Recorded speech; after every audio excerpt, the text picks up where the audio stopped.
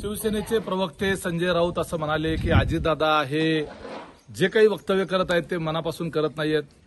काल गडचिरोलीमध्ये अजितदादा असं म्हणाले की घरामध्ये फूट पडायला नको, राजकारणासाठी घरात फूट पडायला नको होती, जी चूक माझ्याकडनं झाली ती तुमच्याकडनं होऊ देऊ नका, अशा पद्धतीचं वक्तव्य केलं। राजकारण इतकं टोकापर्यंत गेलं नाही पाहिजे की ते घर फुटीपर्यंत आलं पाहिजे, इथपर्यंत ते टोकाला गेलं नाही पाहिजे।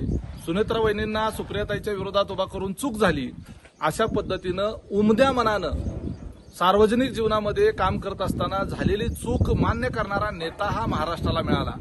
अन्यथा या महाराष्ट्रानं कितीही चुकलं तरी रेटून खोटं बोलणारे नेते अनेक बघितले, परंतु जर आपल्याकडून एखादी चूक झाली असेल तर ती उमद्या मनानं मान्य केल्यानंतर ती उमद्या मनानं स्वीकारावी सुद्धा लागते।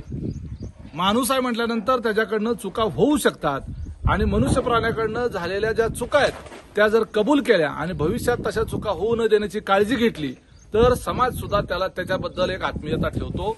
संजय राऊत हे संकुचित प्रवृत्तीनं बोलत आहेत, आकस प्रवृत्तीनं बोलत आहेत। अजितदादा हे स्पष्ट वक्ते आहेत। अजितदादा हे जे मनात असतं, जे पोटात असतं तेच त्यांच्या मनात असतं आणि तेच त्यांच्या ओठात असतं। हे सगळ्या महाराष्ट्राला 35-40 वर्षापासून अनुभव आलेला आहे। ते मनात काहीतरी वेगळं ठेवायचं आणि बोलताना मात्र वेगळं बोलायचं, खोट्या कमिटमेंट करणारा, खोटी भाषणं करणारा दादा नाही। दादा हा सच्चा आहे, दादाच्या मनात जे असतं तेच ते बोलत असतात। त्यामुळं संजय राऊतांना हा उमदेपणा लक्षात येणार नाही।